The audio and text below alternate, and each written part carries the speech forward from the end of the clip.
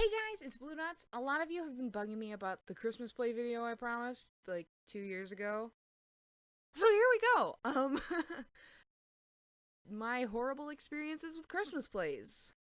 'Twas the month before Christmas, all people astir, sewing and toiling over costumes absurd. When casting came to call, a hand signed the page, but alas was not cast for the little Christmas play. That's okay. I'll just be over here in my sad corner. So, growing up, I loved skits, and I always wanted to be in them, except I never got the roles I wanted. Or a role, which is okay, but I usually ended up as an extra, or background, or not in it at all. When I was younger, there were 3 roles I had. The 3 ones that stand out the most, that I remember the best, was a wise man, an angel, and a kid extra. In the kid one, I think I actually tore my pants during the play. I'm not sure if that's actually what happened or if that was just a nightmare I had before the play, but I just thought I'd throw that in there. But then when I got older, I saw a sign-up sheet for a Christmas play our church was putting on. Have you ever noticed every Christmas play or movie says, unlike anything you've ever seen, or from a new perspective? I just wanted to point that out. No reason in particular. Also, every girl wanted to be Mary, but that's besides the point. Continuing my story. I signed up hoping to be cast in it. I didn't make the list, but I did get into the behind-the-scenes crew. I got to control the lights. Rehearsals flew by, and I got all the cues down for the lighting, and I was ready for opening night. Then, about an hour before, the director comes to me and says, "Hey, Bob didn't get to be involved, and I feel bad that he isn't, so I told him he could do the lights." What? What? Okay. What? Keep in mind, Bob hadn't been to any of the rehearsals and didn't know any of the cues. What are you Okay, you're the director, so I guess that means I have to do what you say.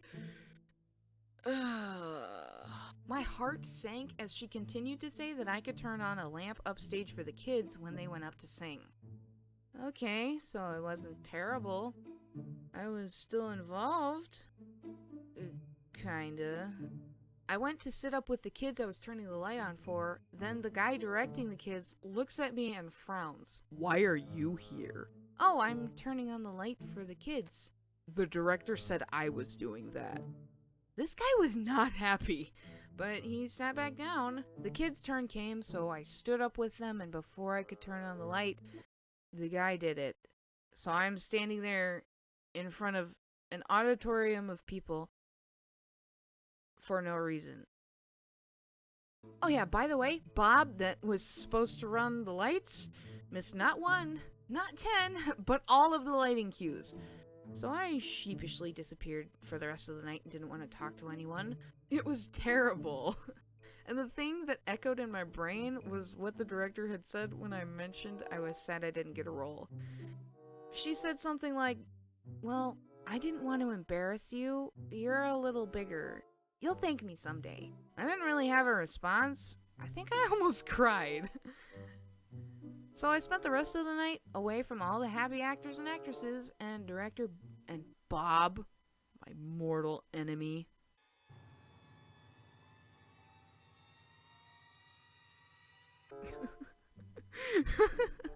And I don't think I ever signed up for another play there.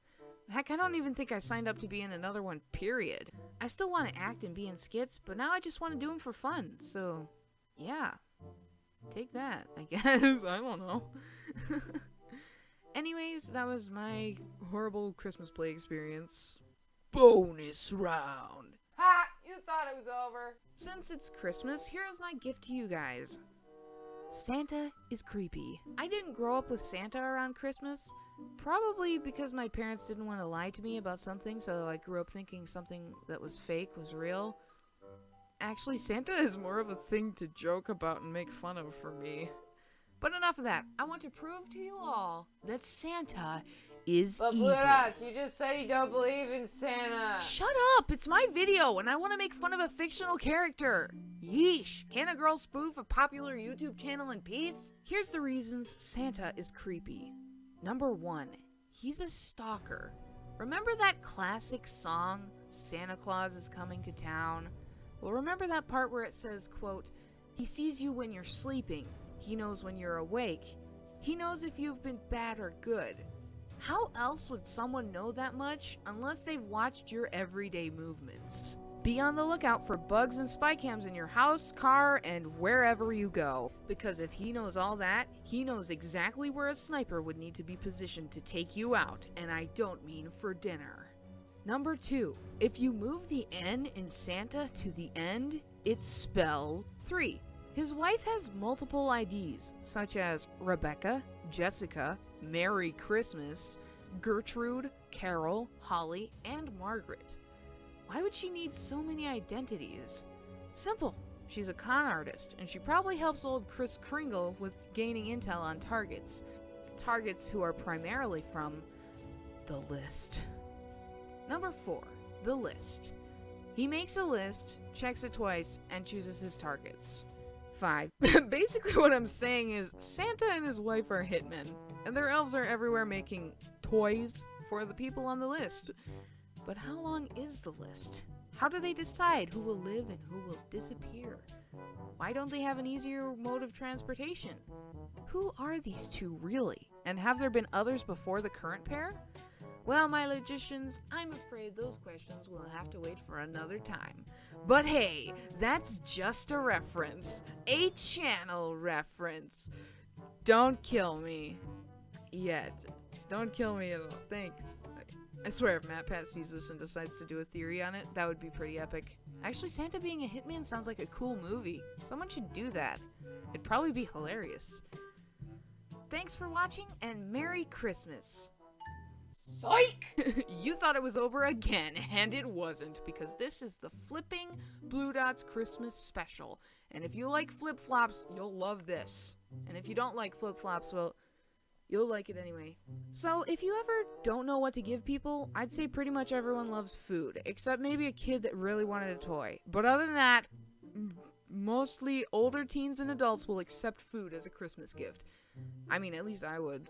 One of my friends got me Oreos for Christmas, and I ain't complaining. Okay, gift exchange tips. Gift exchanges can be dicey, especially for introverts and people that just didn't want to be there in the first place.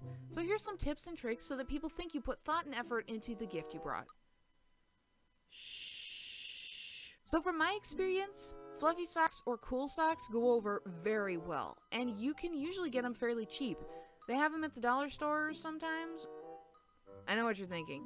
Blue Dots, I want to get something nice. Or maybe you're thinking the opposite. What's the cheapest, quickest, least painful way I can get out of this without looking like a jerk? Fear not, fellow human. I am here to give you the secret of giving great gifts.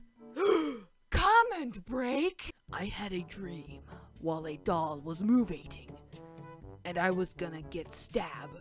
I woke up, and I had a weird dream. All the water in the world now gone, while we escape a laser blast. Me, and I see my death music, and I wake up breathing so loudly. Edit, thanks for heart. You're welcome. And now back to your regularly scheduled programming. What were we talking about? Oh, how to give great gifts at gift exchanges.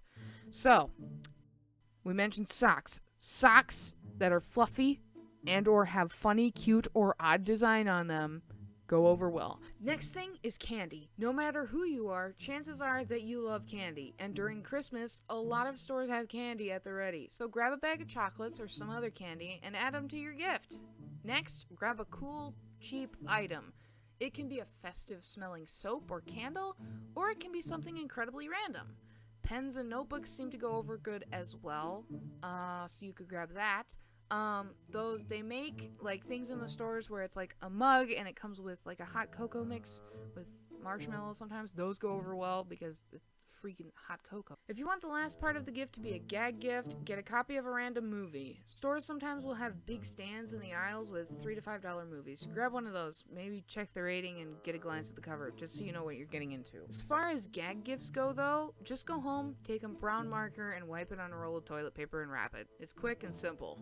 And disgusting! When it comes to getting gift exchange presents, clearance racks and stands in the aisles are usually your best friends, especially if you're in a hurry. Finally, when you're picking a gift bag or wrapping paper, but let's be honest, the quickest wrapping is when you chuck stuff in a bag and shove paper in the top. Go for a slightly whimsical feel. By that I mean, if there's a gift bag that looks like a penguin and your gift will fit into it, go for it.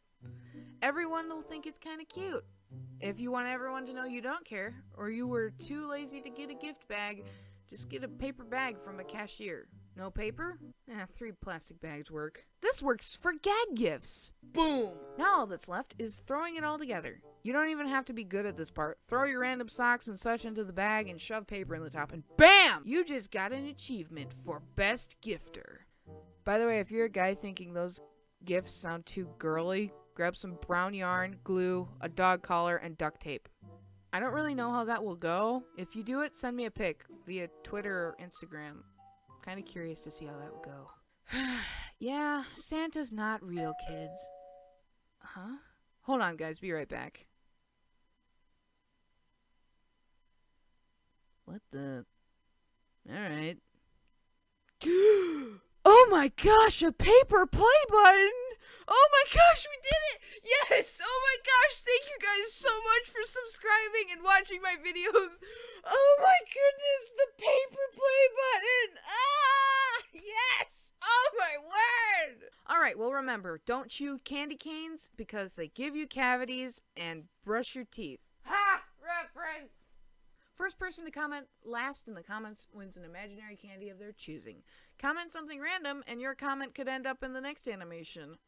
Legend says if you share this video, you will share it.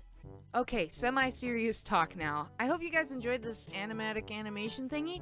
If you did, let me know by leaving a like and sharing. Hope this kind of makes up for the hiatus I've kind of been on. Don't worry though, a lot is happening in the background and I'm working towards being able to make videos more often. So thanks for sticking with me. And if you're just finding my channel, welcome! I hope you enjoy my videos when they come out.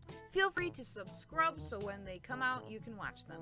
Also, don't know if you can tell, but I have a mic now. So that's something. Anyway, enough blabbing. Thanks for watching and subscribing. I'll see you guys in the next video. Goodbye!